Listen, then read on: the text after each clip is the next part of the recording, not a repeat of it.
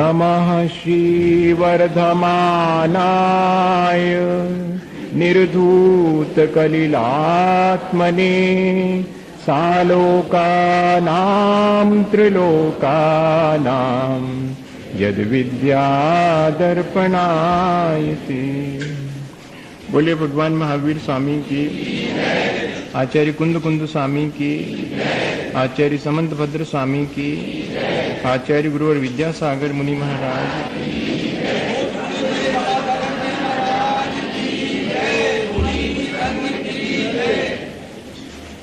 ये रत्न करंडक श्रावकाचार आचार्य समंत भद्र स्वामी का अपन पढ़ रहे हैं।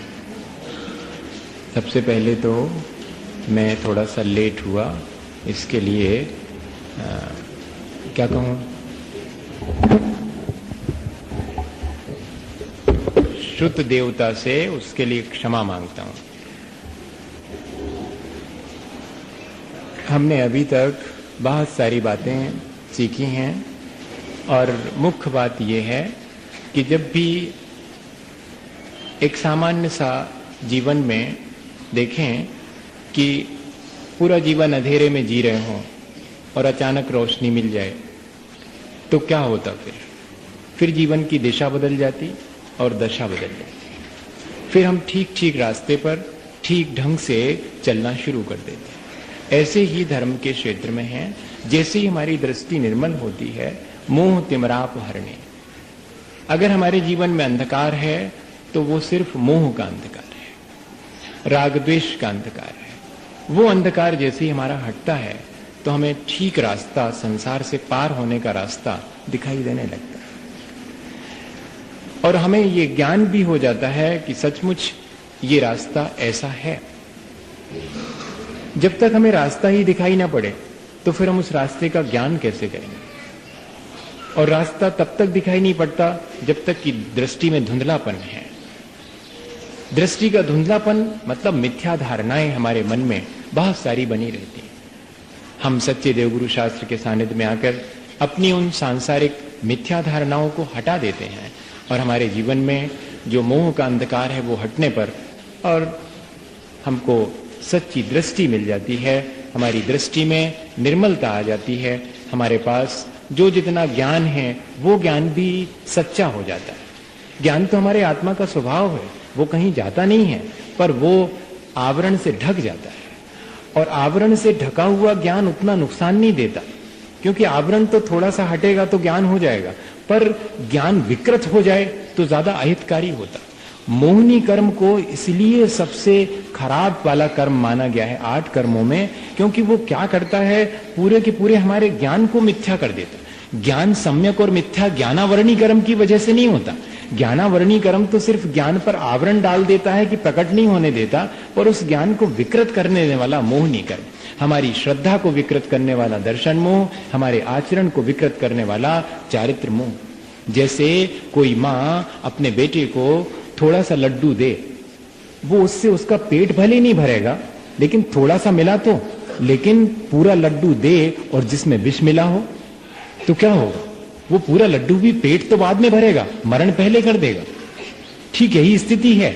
ज्ञानावरण कर्म जो है थोड़े छोटे से लड्डू के समान है कि थोड़ा सा मिला है, पेट नहीं भरता है, इतना सा ज्ञान है, लेकिन मोहनी कर्म उस ज्ञान को और विकृत कर देता, विषाक्त कर देता है कि फिर तो वो ज्ञान हमें अपने हाथ से मरण के लिए कारण बन जाता है। हम स्वयं अपने हाथ से और अपना अहित करना शुरू कर देते हैं अगर हमारा ज्ञान समीचीन नहीं है।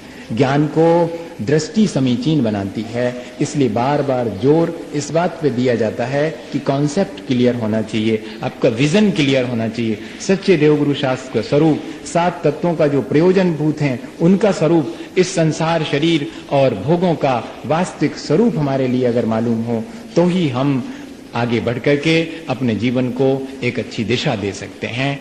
जीवन को ठीक ठीक दिशा देने का नाम ही आचरण है और कोई बहुत बड़ी चीज नहीं। जीवन को हमने दिशा दी, यही हमारे आचरण की शुरुआत है। और जैसे ही हमारे जीवन में एक अच्छी दिशा मिल जाती है, फिर हमारी दशा भी बदलने लगती है। इसी को हम चारित्र कहते हैं। क्यों? हमारी दशा भी बदल गई। दिशा बदल गई, सम्यक दर्शन ज्ञान हो गया, दशा बदलना शुरू हो गई, हमारे अंदर चारित्र आना शुरू हो गया है। क्योंकि कल तक हम जिन बातों को लेकर कषाय करते थे, आज हम उन बातों को लेकर ज्यादा कषाय नहीं करते हैं। निष्कषाय होने का नाम ही चारित्र है। अंतरंग में जितनी कषायों की मंदता होगी, जितना कषायों का अभाव होगा, उतनी ही ज्यादा हमारी चारित्रिक उन्नति कहलाएगी। और वाही में तो हम जैसे ही कषाय मंद होती है तो वाही में भी आचरण तो ग्रहण करते ही हैं। तो वाही आचरण भी 5 पापों का त्याग कर देना, गुण व्रत और शिक्षा व्रतों को ग्रहण कर लेना, ये श्रावक के लिए है। और 5 महाव्रतों को स्वीकार कर लेना, ये साधु के लिए। वो आचरण अनायास हमारे जीवन में, अनायास का मतलब ये है कि थोड़ा सा एफर्ट करते हैं, दृष्टि निर्मल होती है तो थोड़ा सा ही हम प्रयत्न करते हैं और हमारे जीवन में आ जाता है। तो इस तरह हम पिछले दिनों और बहुत लंबी यात्रा करके, मैं सोचता हूं कि जिसने रोज सुना होगा वो तो समझता होगा कि हम कितने धीरे धीरे, बड़ा स्लो प्रोसीजर है और यहां तक आए हैं। लेकिन अगर हमने ठीक ठीक समझा है इतने दिनों में, तो शायद हम अपने जीवन को सचमुच एक अच्छी दिशा दे पाएंगे और हम अपने जीवन की जिस तरह हम जी रहे हैं उसमें जरूर से कुछ ना कुछ बेहतर परिवर्तन तो कर ही पाएंगे। और पिछले दिनों हमने वो परिवर्तन करने के लिए इतना जरूर सीखा है कि हमें समय रहते, जीवन इससे पहले कि पूरा हो, हमें समय रहते 5 अणुव्रतों के लिए तो मन बना ही लेना चाहिए। वैसे तो भावना महाव्रतों की भानी चाहिए, नहीं है तो भावना भाने से तो कोई हर्जा होता नहीं। भावना महाव्रत की भाएंगे और कोशिश जरूर से अणुव्रत अंगीकार करूं। आज नहीं, कल करूं, कल नहीं, इस जीवन के अंत तक मुझे अणुव्रत तो ग्रहण कर ही लेना है। अगर आप ऐसा रोज कोशिश करेंगे तो कोई बहुत बड़ी चीज नहीं है, ले सकते हैं। और अगर थोड़ी और हिम्मत करेंगे तो गुणव्रत और शिक्षा व्रत भी हम अपने जीवन में लेकर के, अणुव्रत ले लिए तो फिर बाकी व्रत लेना बहुत आसान है। अणुव्रत के लिए थोड़ी सी मुश्किल हो सकती है कि लगे कि कैसे करेंगे, परिग्रह का प्रमाण भर थोड़ा सा मुश्किल में डाल सकता है, और तो कोई विशेष चीज नहीं है, वो भी आसान बनाई जा सकती है। गुणव्रत भी हमने पिछले दिनों समझ लिए हैं कि भाई हम दिशाओं की सीमा कर लेंगे, कहाँ जाना है, अब विदेश तो जाना नहीं है, हम तो भारत की सीमा कर लेते हैं। जहां जहां तक भारत की उत्तर पूर्व दक्षिण पश्चिम जो भी दिशाएं हैं, उन सब में जहां तक भारत की सीमा है वहीं तक हमारी सीमा हो गई। उसके बाहर हम व्यापार इत्यादि नहीं करेंगे। बस इतना तो आसानी से किया जा सकता है। व्यापार के लिए हम सीमा बना सकते हैं और जो प्रयोजनभूत कार्य हैं वो ही करेंगे, और जो अप्रयोजनभूत कार्य हैं वो नहीं करेंगे। क्योंकि अप्रयोजनभूत कार्यों से तो हिंसा, व्यर्थ हिंसा होती है, तो व्यर्थ हिंसा से बचने की कोशिश करेंगे। और जो हमने सामग्री अपने रोज के उपयोग में लेते हैं उसको रोज रोज कभी घटा के कोशिश करेंगे कि इतने से काम चलता है तो उतने से ही काम चला लेंगे। इस तरह भोग का परिमाण भी कर लिया। ये हमने गुण व्रतों के बारे में पूरी बात समझ के, शिक्षा व्रत भी देशावकाशिक व्रत, पहला शिक्षा व्रत है कि हम एक निश्चित समय के लिए, हो सकता है वर्ष भर के लिए, 6 महीने के लिए, 3 महीने, 2 महीने के लिए, महीने भर 15 दिन या 1 दिन के लिए, आज 1 दिन के लिए मैं अपने शहर से बाहर नहीं जाऊंगा, ऐसी सीमा बना सकते हैं। ये भी देशावकाशिक हो गया। अब मैं सोचता हूं कि आज जो व्रत है, जिसको कि व्रत के रूप में अंगीकार करता है कोई भी व्यक्ति, तो सबसे ज्यादा जीवन का विकास अगर होता है तो इसी व्रत के द्वारा। वैसे तो सभी व्रतों के द्वारा होता, पर जितना ज्यादा होता, मुझे ये लगता है कि सारे व्रतों का, आचार्य भी हमेशा कहते हैं कि देखो दिन भर व्रत पालन कर लिया, ठीक है, सामायिक ठीक से कर लो। सामायिक से सारे व्रतों की शोभा है। आज हम समझते हैं कि सामायिक क्या चीज है। ये सिर्फ जहां तक मैंने अध्ययन किया है, भाई मैंने बहुत अध्ययन तो नहीं किया, पर जहां तक और भी ग्रंथों का अध्ययन किया, सामायिक शब्द जैनों के अलावा किसी भी दर्शन में उपयोग में नहीं आता।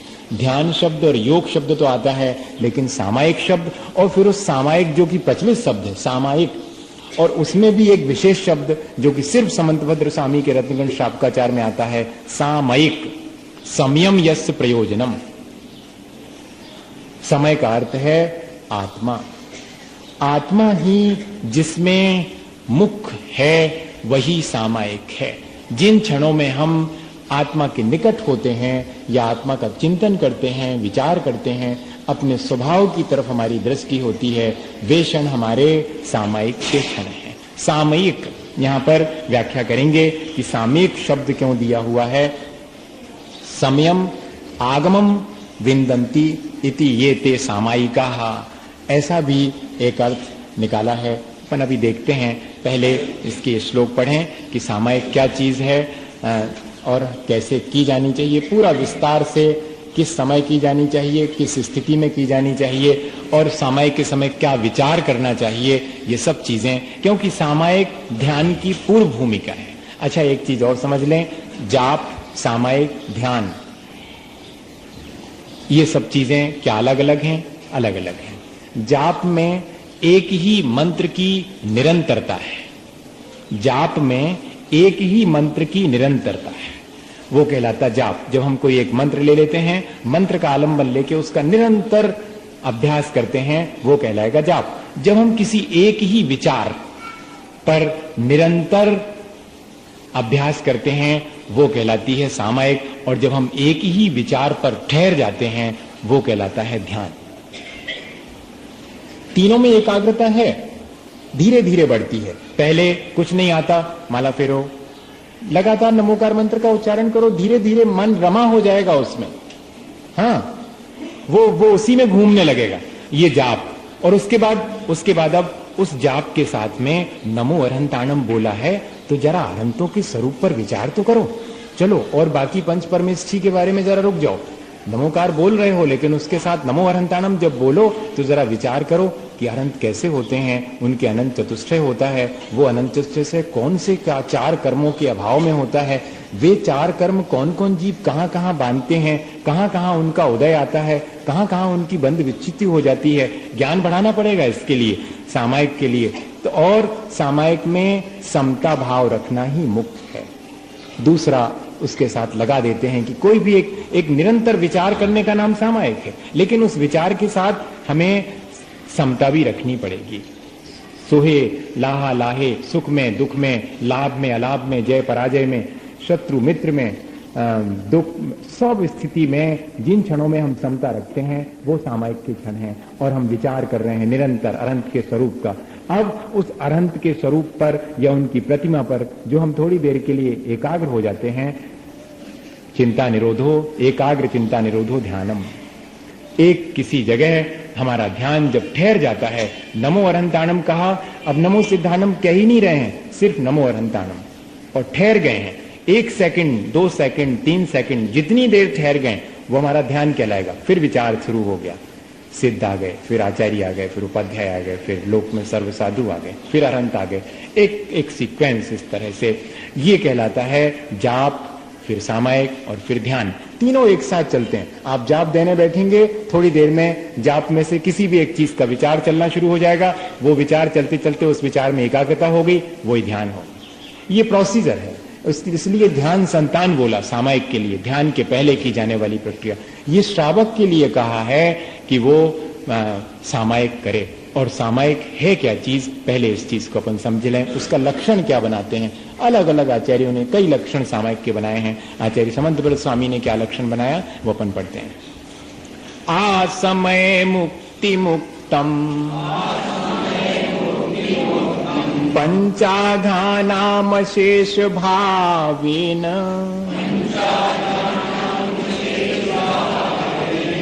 सर्वत्र च सामयिकाः। माँ में आ की मात्रा मत लगाइएगा, नहीं तो आपका उच्चारण ही गलत हो जाएगा। सर्वत्र च सामयिकाः,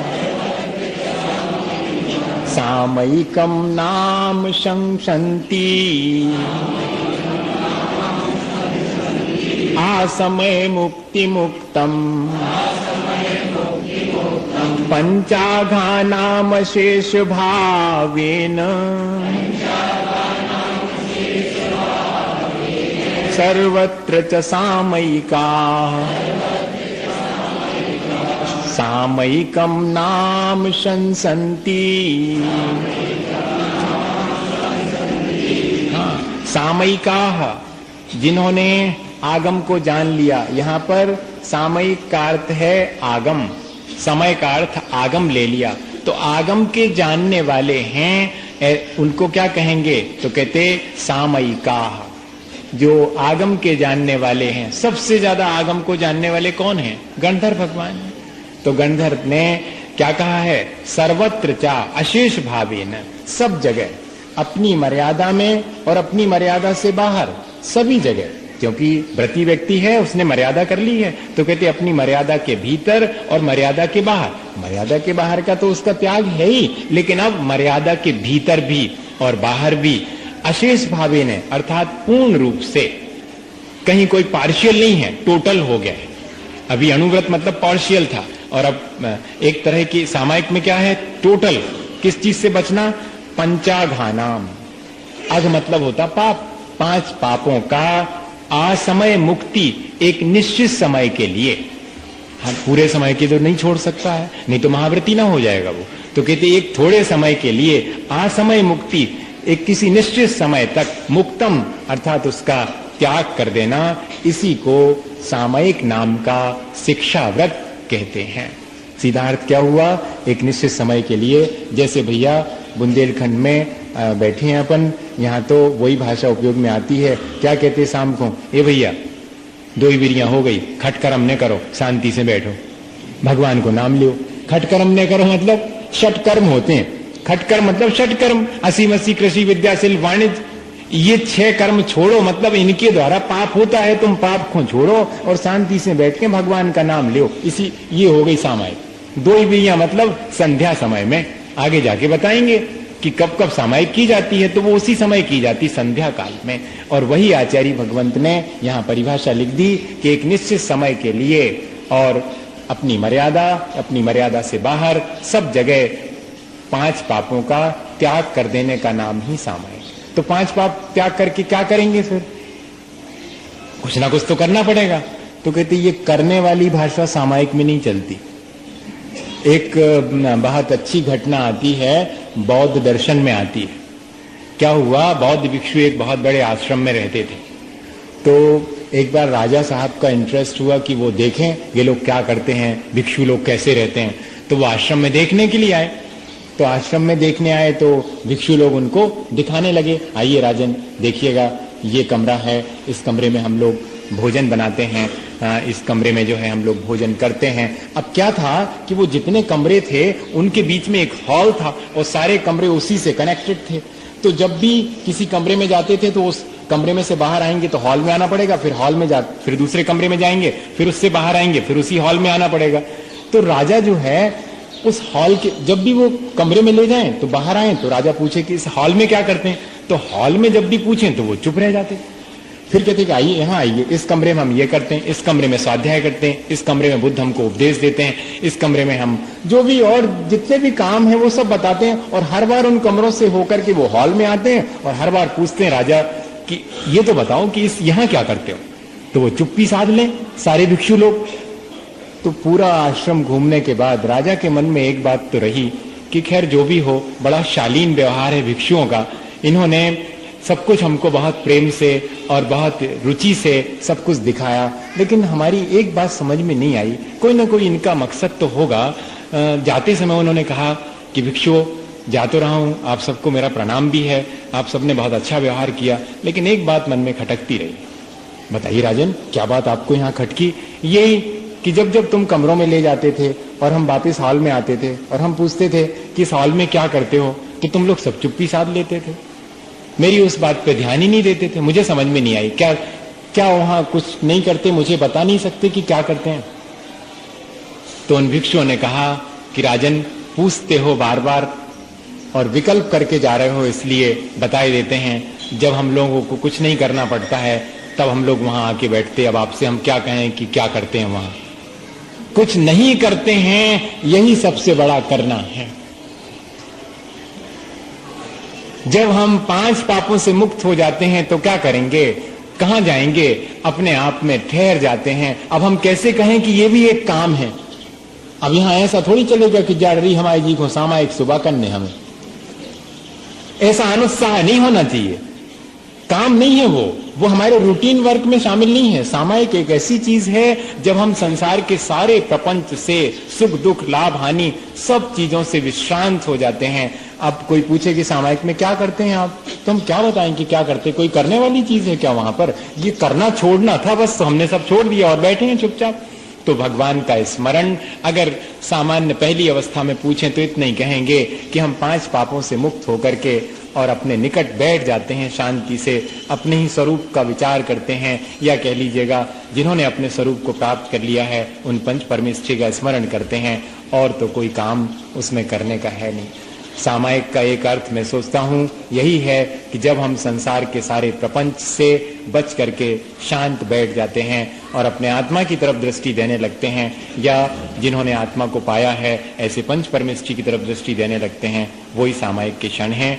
तो सामायिक की परिभाषा पहली तो यही हुई कि 5 पापों से मुक्त हो जाना सामायिक है। एक परिभाषा दी है कि पंच परमेष्ठी का स्मरण करना, ये भी सामायिक है। चारों दिशाओं में जो केवली श्रुत संग जो भी हुए हैं उन सब के लिए प्रणाम करना, चतुर्दिक वंदना करना, इसको भी किन्हीं किन्हीं आचार्य ने सामायिक के अंतर्गत रखा है। और सबसे बड़ी चीज कि समय का सदुपयोग करना। मैं अपने जीवन के क्षण व्यर्थ कर रहा था इधर उधर के प्रपंच में, मैं थोड़ी देर के लिए अपने उस समय को, जितनी देर में अपने निकट हूं वही समय सार्थक है, वही सदुपयोग किया। तो हम कहते हैं, हम तो सीधा कहते हैं कि समय का सदुपयोग करना यही सामायिक है। हमने वेस्ट नहीं किया, एक एक सांस हमने बहुत हिसाब से ली है, नहीं तो कितनी सांसें ले ली दिन भर में ख्याल ही नहीं रहता। कभी किसी ने काउंट किया क्या जितनी सांस ले रही और इतनी छोड़ दी? कभी ध्यान गया इस तरफ? नहीं। कितनी सांसें चली गई, कितनी सांसें ले ली, लेकिन उतने समय के लिए जबकि मैं सामायिक कर रहा हूं, एक एक सांस गिन गिन के ले रहा हूं, गिन गिन के छोड़ रहा हूं। पूरे 48 मिनट तक मैं, एक भी समय ऐसा नहीं होना चाहिए जो मेरी असावधानी से गुजर जाए। ये समय निकलता चला जा रहा है और मैं देख रहा हूं, उसके लिए दृष्टा भाव से देख रहा हूं, साक्षी भाव से देख रहा हूं कि हाँ समय निकल रहा है। और 48 मिनट घड़ी देखने की आवश्यकता न पड़े, भीतर से कोई कह दे कि हाँ इतना समय बीत गया, 1 मिनट 2 मिनट, इस तरह में इतना अलर्ट, इतना सावधान हो जाना, सजग हो जाना, समय का ठीक उपयोग करना, 5 पापों में हमारा मन न जा पाए इस बात की सावधानी रखना, यही तो सामायिक है। और आत्मा के बारे में तो किसको कितनी खबर है।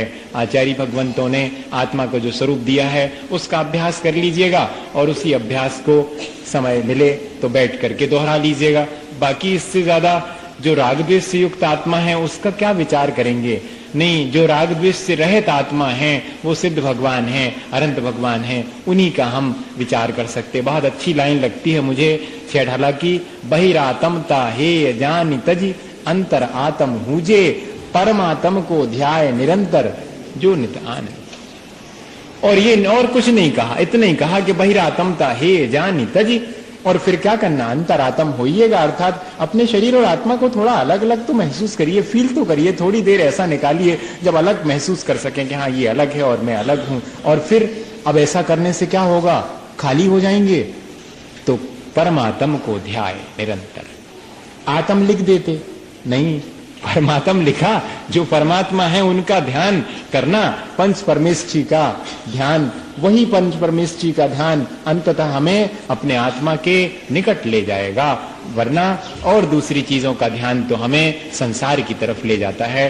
तो अगर एक परिभाषा अपन ऐसी बना लें कि सामायिक का मतलब है कि संसार की तरफ से अपने को समेट कर अपने आत्मा की तरफ ले जाना, ये भी प्रयास है, अभ्यास है, एकदम बैठते ही साथ नहीं होगा भैया। आप ये सोचो कि हम बैठे और एकदम हो जाए, नहीं। पंखा भी जोर से चल रहा हो और बंद करो तो 2-4 मिनट तो ऐसे ही फोकट घूमत रहते, और आप अपनो पंखा पूरो 23 घंटा और 50 मिनट तो अच्छी स्पीड में दौड़ाओ और 10 मिनट को बिल्कुल रोको चाहो तो 10 मिनट तो फोकटे ही घूमत वो। 48 मिनट लिखा है, इसलिए कम से कम 48 मिनट बैठो, तब 1-8 मिनट को ध्यान रुक जाए तो अपने हाथ से अपनी पीठ थपथपाओ कि बहुत हुआ आज।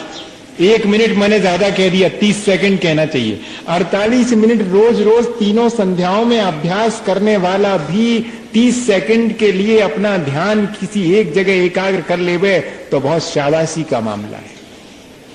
हम लोग हीन सहनन वाले हैं, इसके लिए ध्यान जो 48 मिनट तक होता है वज्र वृषभ नाराज सहनन वाले के होता है, और उसी के द्वारा केवल ज्ञान होता है। इसलिए ये जो बात आती कि हमारा मन एकाग्र नहीं होता, हम जाप देने बैठते हैं तो नाना प्रकार के विचार आते हैं, वे विचार दूसरे काम में लगे थे, ऐसे भूले हटे, अब काम से हो गए फुर्सत, तो वे तो वहां हैं जो भीतर पड़े।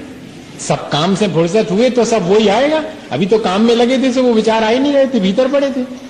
अब पांचों पापों को छोड़ करके बैठे हैं, तो जिस चीज का अभ्यास है वो सब आता है। उसको थोड़ा बैठ करके देखो तो कि क्या क्या मेरे भीतर पड़ा हुआ है, अच्छा भी पड़ा है, बुरा भी पड़ा है। सो बुरा पड़ा हुआ है सो उसको देख लो एक बार कि देखो ये कैसा विचार आ गया, मैंने तो ऐसा कभी विचार ही नहीं किया, ऐसा विचार आ गया, चलो कोई बात, निकल जाए, जल्दी से निकल जाए। लेकिन जिद नहीं करना निकालने की, नहीं तो और पकड़ लेगा वो। अंधेरे को लाठी लेकर के पिटाई करके बाहर निकालना चाहो तो अंधेरा आज तक नहीं निकला, रोशनी लाना पड़ेगा। यही बात सामायिक के समय है। बुरे विचारों की एक पूरी की पूरी मान लो लाइन आ गई, क्या करें, सिर्फ देख रहा हूं, मेरे अंदर पड़े हुए समस्त इन अशुभ विचारों को मैं देख रहा हूं, सब आ रहे हैं एक के बाद एक, मुझे कोई परेशानी नहीं है। जैसे कभी कभी आपने थिएटर में जाके फिल्म देखी होगी और अचानक बीच में कोई ध्यान आ जाए आपको अपने घर का काम, तो फिर सामने कितना फोटो निकलत रहे, कछु फर्क नहीं पड़त। और नहीं तो थोड़ी देर पहले फोटो में जो कोई रो रहा है सपनों रोवे को मन हो, तो हंस रहा हो तो अपनों हंसवे को मन हो। और उतनी देर के लिए जितनी देर कोई और ध्यान आ गया तो सब निकलती चली जा रही, कोई फर्क नहीं पड़ा। ठीक इसी तरह से अपने विचारों के फोटो निकलते चले जाएं और हम सिर्फ ज्ञाता दृष्टा बन करके बैठ जाएं और उन बुरे विचारों को निकल जाने दें। ये भी अभ्यास सामायिक के दौरान आसानी से किया जा सकता है। अभ्यास सामायिक के लिए तो अभ्यास ही अनिवार्य है। कोई व्यक्ति एक दिन करे और हो जावे। हम अपनी बात बताएं ईमानदारी से, इतने वर्षों के बाद भी तीनों संध्याओं में सामायिक करते हैं। 30 सेकंड जिस दिन मन रुक जाता है उस दिन अपने हाथ से पीठ थपथपाते, और की तो आप छोड़ो, आप अपनी जानो। हम अपनी जानते हैं, हम अपनी जानते हैं, आप अपनी जानो। जो अपन लोग कहने लगते कि अरे हम मन ही नहीं रुकत, मन ही नहीं रुकत। अरे भैया, मन अशुभ में न जावे इतना ही, रुकना बहुत कठिन है।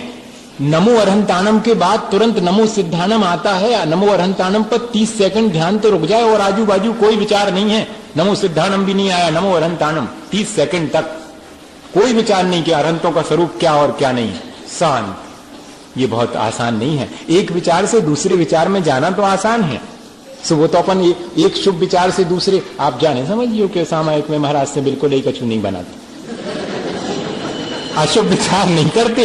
अशुभ विचार तो छोड़ चुके, लेकिन शुभ विचार करते हैं। शुभ विचार में भी स्थिरता नहीं आ पाती है, मैं ये कह रहा हूं।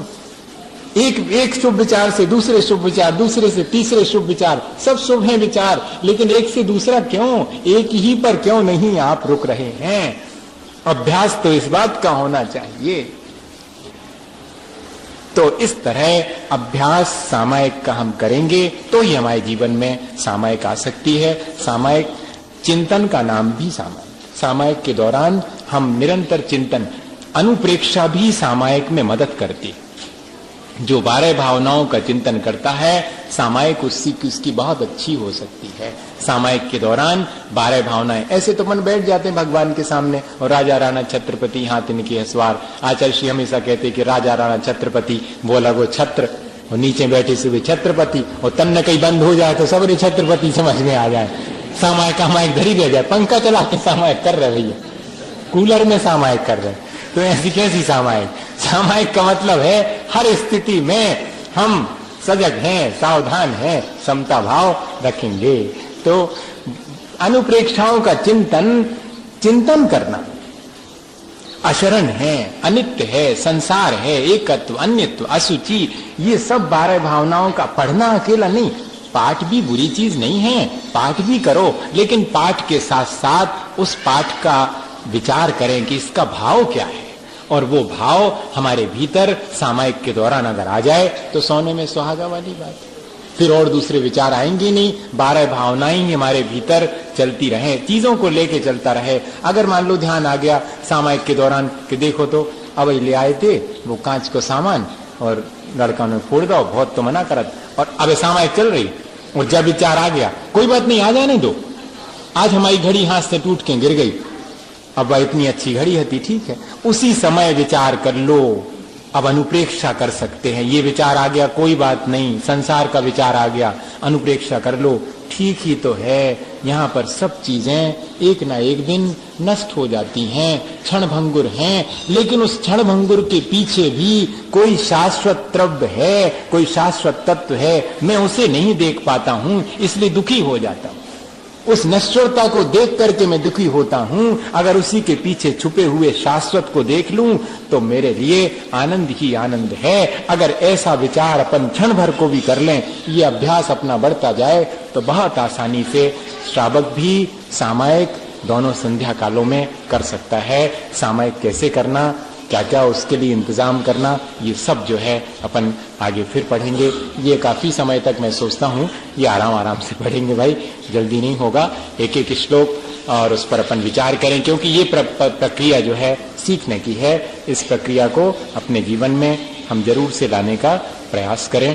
सामायिक के फिर से एक बार अर्थ दोहरा लें। सामायिक का अर्थ है पांचों पापों का त्याग करना और शांत भाव से पंच परमेष्ठी का स्मरण करना, समय का सदुपयोग करना, अपने आत्मा का चिंतन करना या संसार, शरीर और भोगों की वास्तविकता का चिंतन करना, यही सामायिक है। ऐसी सामायिक हम सबको उपलब्ध हो, इसी भावना के साथ बोले आचार्य गुरु और विद्यासागर मुनि महाराज।